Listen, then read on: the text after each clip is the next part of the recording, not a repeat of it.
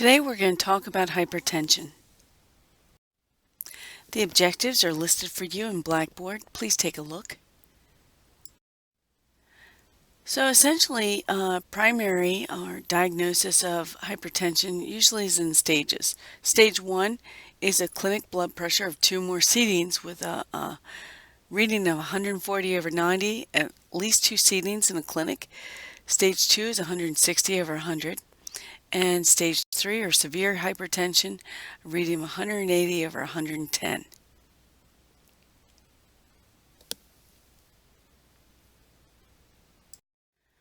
So the etiology of hypertension for the majority of cases is unknown in essential hypertension. In secondary hypertension, the cause is generally known. It can be from cancer, chronic kidney disease, or sleep apnea are common examples. The goals of therapy, as per your book, is target blood pressure for those under the age of 60 is less than 140/90. Okay, we really want to decrease the risk to end organs. Remember, high blood pressure is a silent disease. We usually don't pick up on high blood pressure until we have damage to the end organs, the kidneys, the heart, the eyes. So we really want to decrease the risk to end organs. As soon as someone is diagnosed, we're going to be watching for damage to those organs as well. Patients should be on lifestyle changes. We've reviewed this in previous semesters. And the drug regimen should be simple, affordable, and have minimal side effects.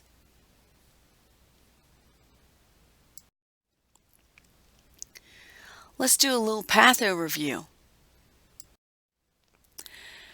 So in review, blood pressure equals cardiac output times resistance. You can have high blood pressure via sympathetic nervous system activation. Sodium regulation plays a part in this because sodium holds on to water and produces a much larger intravascular volume, hence increasing your blood pressure. Increase systemic vascular resistance, and the renin-angiotensin aldosterone system, or RAS, also plays a large part.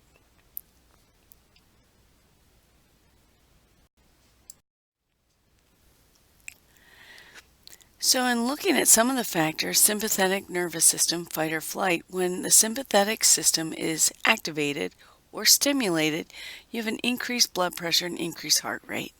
Some drugs are actually targeted at this system, like beta blockers. You can also, other things that might affect it might be vascular volume, so water and sodium retention. That's why we always watch sodium intake with patients that have hypertension. Factors that affect hypertension, a lot of this is review. The renin-angiotensin aldosterone mechanism, or RAS. When you have low volume, it stimulates the secretion of renin, and renin allows the conversion of angiotensinogen to angiotensin 1. And then angiotensin 1 is then converted to angiotensin 2, which is the big, powerful vasoconstrictor.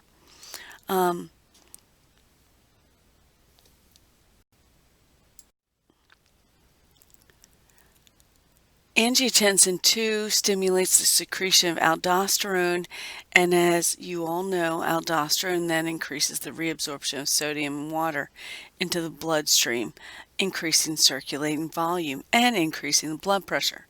So there's lots of different steps in the RAS system that actually increases blood pressure. You can have drug-induced hypertension as well. So someone who has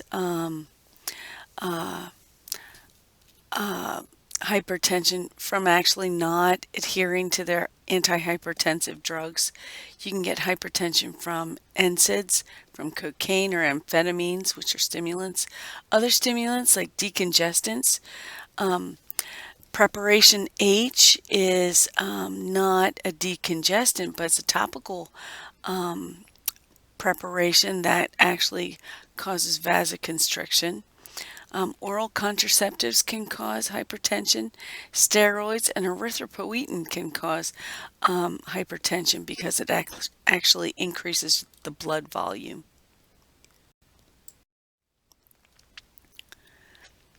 So again, some review, you can have vascular damage due to hypertension.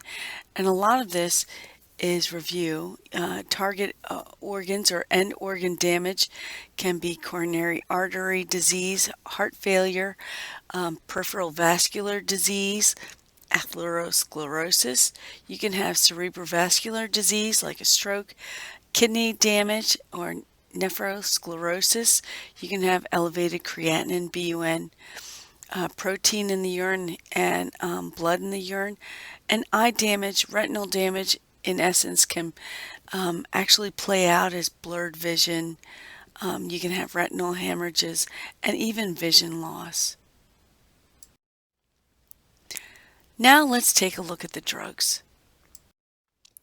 So these are the classes we're going to cover, and some of them are abbreviated, and we're going to use these abbreviations throughout the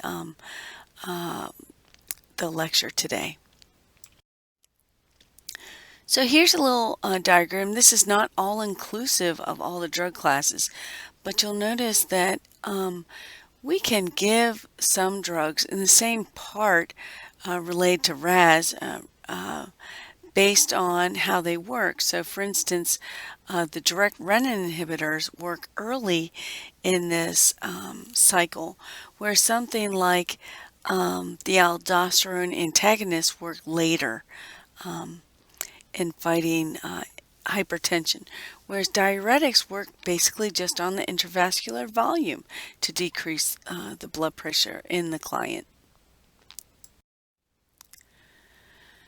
So if you take a look at this is another example or another chart actually stating the same thing. Let's talk about the drugs. The first drug we're going to talk about are ACE inhibitors, captopril. All the drugs will end with a ril of some sort. The trade name's Capitan. This blocks the enzyme ACE, which produces angiotensin II and aldosterone release. It's used in many different things. It's a first-line drug for hypertension, as well as it's used in heart failure, MI, nephropathy, and diabetic retinopathy. ACE inhibitors are nice in that they actually open up vasculature and prevent further destruction, disease, and nephropathy. And I think that's why it's used in diabetic retinopathy as well. Adverse effects. This drug actually contributes to bradykinin or substance P. It's protussive in nature, so they'll have a dry, hacking cough. Rash, they have angioedema. This is life-threatening. They can also have decreased taste. Hyperkalemia is a big adverse effect with this drug class. They can have an increased serum creatinine, and we monitor that. And it generally happens really early on, so we watch it. This drug is completely teratogenic in second and third trimester and shouldn't be used for pregnant women.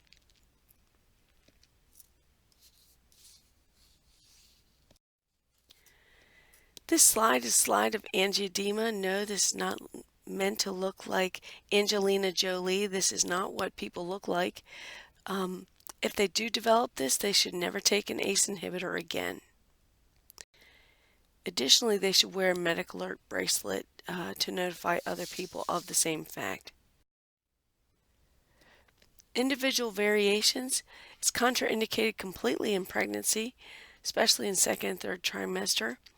Those that have bilateral renal arteriostenosis, you already have decreased blood flow to the kidneys. You really don't want to further compound the disease there. If you have a history of angioedema, you shouldn't have it. You will see it in use of diabetes, although they'll watch it. And those with renal dysfunction, they'll watch the serum creatinine, but you will watch those patients. Nursing implications: take an hour before meals, and they should seek treatment in the ER if they have any signs and symptoms of angioedema. Okay, our next drug class is going to be the ARBs. Losartan is the prototype. They all end in ANS. This one directly blocks angiotensin II. It's also a first-line drug. It's known to cause less cough than the ACE inhibitor. So people that can't take ACE inhibitors move to ARBs instead. It's supposed to have less hyperkalemia, but it can still cause angioedema. And individual variations are the same as ACE inhibitors. You'll monitor kidney function just like ACE inhibitors, creatinine, BUN, etc., and electrolytes. The next drugs we're going to hit are the aldosterone antagonists. So the prototype in this class is eplerenone or Inspra. With this drug, the method of action is it antagonizes the effects of aldosterone. Remember, aldosterone promotes vascular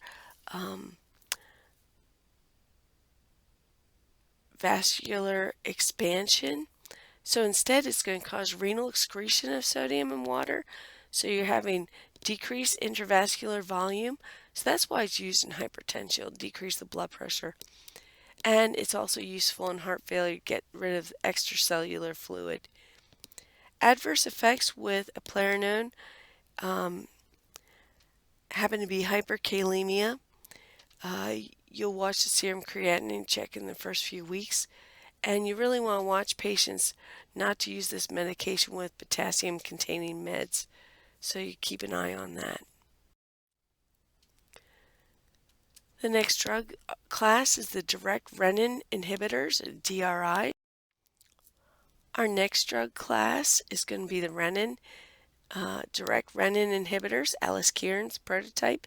It directly blocks renin, which leads to a decrease in angiotensin II production. Its only indication is hypertension. It can cause hyperkalemia, but it's less so than the other drug classes. It can be higher if combined with other drugs. It's definitely teratogenic. They can have diarrhea. It's dose dependent, so at higher doses they're more likely to have diarrhea. And angioedema is an adverse effect, but there's low risk for it. And you really don't want to give with high-fat meals because the bioavailability is lower. Let's talk about the beta blockers. Now let's hit the beta blockers. Beta 1 method of action, they are beta 1 and beta 2 receptor antagonists. They decrease blood pressure by decreasing cardiac output and decreasing renin release from the kidneys. They also, beta 2 receptor causes increased peripheral resistance. But be aware, because beta 2 does cause that, beta 1 effects sort of outlast the beta 2 selective effects. So combined is a decreased blood pressure instead. If we look at the non-selective ones, propranolol is a beta 1 and beta 2 blocker. It's used in hypertension and decreased blood pressure, and that's what we're talking about today. It can be used for other things. Remember, it's going to slow the heart rate down, so it's used for tachycardia. Adverse effects will make sense because it does actually slow down the heart rate, so any sort of bradyrhythms like AV block, bradycardia. It can cause bronchospasm because of its beta 2 effects and CNS effects. So the CNS effects of a beta blocker, they can have everything from fatigue to what we call the beta blues. Okay, so they can be depressed or hallucinate. So you can have those CNS effects. Drug-drug interactions, when combined with calcium channel blockers, they can have additive effects. And you really want to watch anyone who has a history of heart failure or asthma. Now, selective beta blockers, metoprolol, it has method of action beta 1 blockade, so it's just selectively going to be used for hypertension, angina. It's used in angina because it slows down the heart rate, decreasing the work of the heart, and the heart's need for oxygen. It's used in heart failure because it decreases sympathetic stimulation of the heart. Be mindful, we use it only in stable heart failure patients, and it's used in MI patients to decrease the tachycardia or the work of the heart. Adverse effects, like said before, any bradyarrhythmias, bradycardia, AV block. You can have, with either of the beta blockers, rebound cardiac tachycardia if you abruptly stop them. And you want to watch carefully in anyone who has heart failure. The drug-drug interactions I mentioned before, and you really want to warn patients that they just can't abruptly stop these drugs. It can cause rebound tachycardia and can precipitate an MI. It's been shown in many cases. So, names with beta blockers and with OLOL, not laugh out loud, but atenolol, carvedilol, labetalol, all beta blockers. Now, beta blockers also are a high alert medication. They have a high first pass effect, so their dose is going to be different, PO to IV. So you can really watch dosage forms, and sotalol, one beta blockers on the Beers list. Let's talk about the alpha-1 blockers. Prazosin is the prototype. It blocks alpha-1 receptors and decreases peripheral resistance. And peripheral resistance is part of the blood pressure equation, right? Cardiac output times SVR. It has other uses. It's used in benign prostatic hypertrophy besides hypertension. It can have profound orthostatic hypotension, and because of the hypotension, the baroreceptors pick this up, and you can have reflex tachycardia. It can also cause nasal congestion. Nurse implications with this drug really look at the orthostatic hypotension. So the first couple times this patient might be taking it, they should take it in bed just before they go to bed at night. So they're already in a supine position. Other alpha blockers, their name recognition is similar, so ends with OSIN, so doxycycline, sildoxicin, terazosin. Talk about alpha-2 agonists. The alpha-2 agonists, clonidine is the prototype. You've heard of it as Catapres. Its method of action is central. It is an alpha-2 agonist.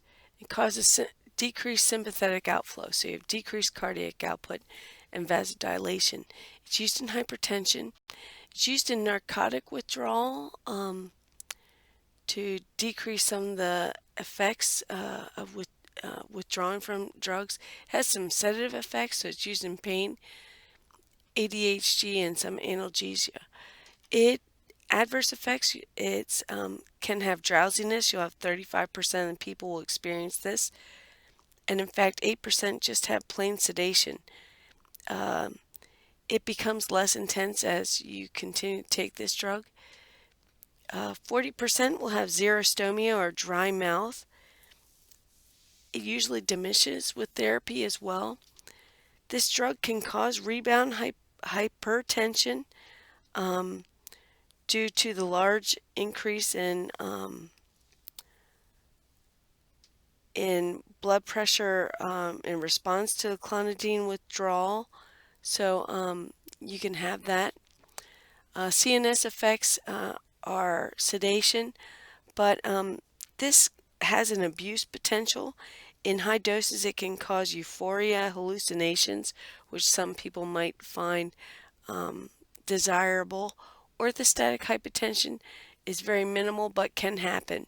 And the forms are oral, transdermal, and epidural.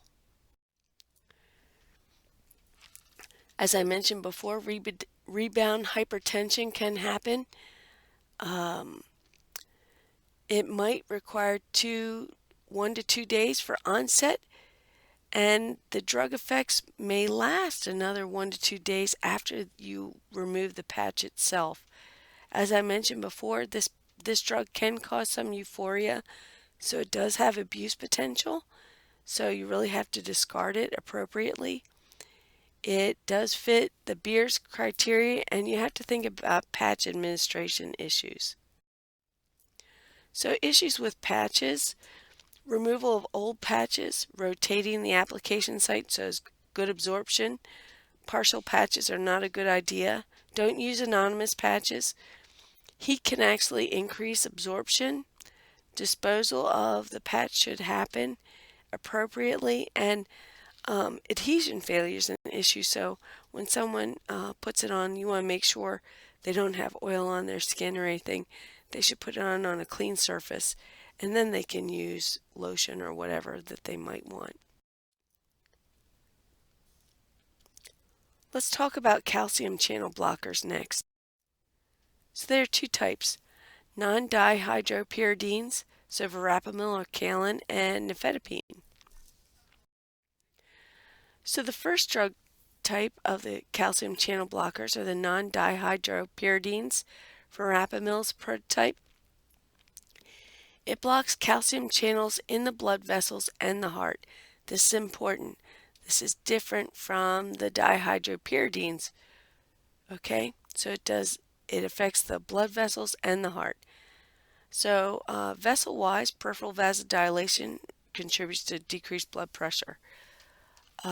Blockade of the heart arteries and arterioles cause increased coronary perfusion. This is useful in MI. It also decreases the heart rate because it blocks at the SA node and the AV node. And it also works on the myocardium to decrease the force of contraction. So therapeutically, it's used in angina and decreasing the heart rate, hypertension because it decreases blood pressure, and in dysrhythmias, especially tachycardias. Adverse effects: constipation is huge. It happens in a large portion of these patients, so much so they usually change the drug. It can cause dizziness and flushing, headache, and the bradyarrhythmia is due to AV block. You're never going to use this drug in someone who has sick sinus syndrome or any sorts of heart block. Grapefruit juice actually inhibits the metabolism of this drug. It can be found in immediate release or sustained release, and most patients take the sustained release at night. And obviously, patients should not be taking grapefruit juice while on this drug. The dihydropyridines, remember this is different from verapamil, only works on the blood vessels, okay? So pretty much only works on the blood vessels. So it blocks calcium channels in the periphery, causing peripheral vasodilation, decreased blood pressure. The problem with this, because it only works on the vessels, you can have a reflex tachycardia. And this seems to be only a problem with the immediate release. It is used for hypertension and vasospastic angina because it works primarily on the vessels with vasospastic angina. Adverse effects: reflex tachycardia is an issue. It can also cause flushing, headache, dizziness, peripheral edema, and gingival hyperplasia. Really not sure why it causes gingival hyperplasia. They should really never get immediate release agents because of hypotensive effects, and always get sustained release. Usually given in conjunction with a beta blocker to prevent reflex tachycardia, and you really want patients to watch for peripheral edema. That might be an indication for them to change to another drug. And you really don't want to crush the extended release products because it can cause a huge hypotension. Direct-acting vasodilators are the next group. So hydralazine is the prototype. It directly dilates arterioles, and again, because it does that, reflex tachycardia can happen. It stimulates aldosterone secretion, so you can have sodium and fluid accumulation. It's used in hypertension due to its dilation of arterioles and in hypertensive crisis. Adverse effects should make sense. Reflex tachycardia. It can have increased blood volume because of the aldosterone secretion, so it can exacerbate heart failure and postural hypotension. So really you want to educate patients the signs and symptoms of hypertension. They should never get up rather quickly. Instead, they need to get up slowly. So get up to a sitting position, sit there for a minute or two, and then transition to standing. The last drug category we're going to talk about is the thiazide diuretic. Prototype's hydrochlorothiazide, or HCTZ. It blocks sodium reabsorption in the distal convoluted tubule. So with this, you have increased renal loss of sodium and water and reduced arterial resistance. So you have decreased vascular volume, hence decreased blood pressure. For some people, they still use it as first-line drug, especially if they might also have heart failure as well. Let's look at the adverse effects of thiazide diuretics. Thiazides actually cause retention of uric acid, so you can have hyperuricemia. They also can cause hyperglycemia.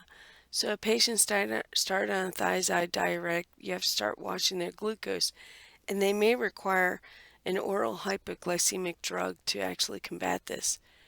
Can cause increased triglycerides and cholesterol, and it promotes the excretion of potassium, so they may present with hypokalemia as well. You really want to give this once in the morning so that they're not peeing all night long. So it really should be in the morning, not at night. And you want to minimize hypokalemia by telling them to eat potassium-rich foods like bananas and so forth. They might also be on a supplement to help as well.